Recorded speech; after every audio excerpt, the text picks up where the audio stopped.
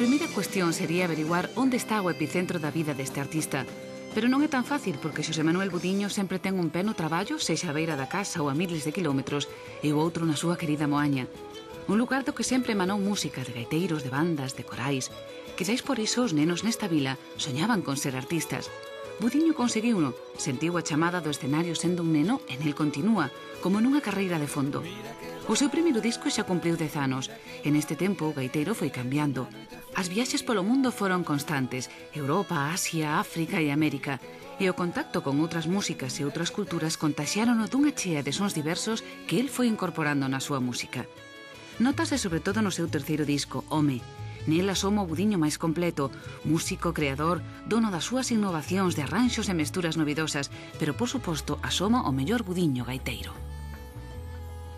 Mira, cando presentábamos este programa, falábamos de que eres un dos novos gaiteiros estrela.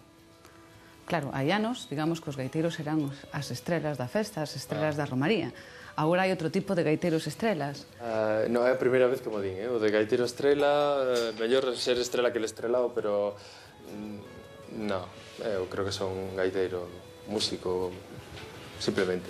A mí me tocou, de alguna forma, empezar a estudiar música con música tradicional. Como levas desde moi pequeno, ata que, bueno, pouco a pouco pasan os anos, vas aprendendo en diferentes formacións, ata que chega un momento que dices, a mí me gustaría ser profesional desta música.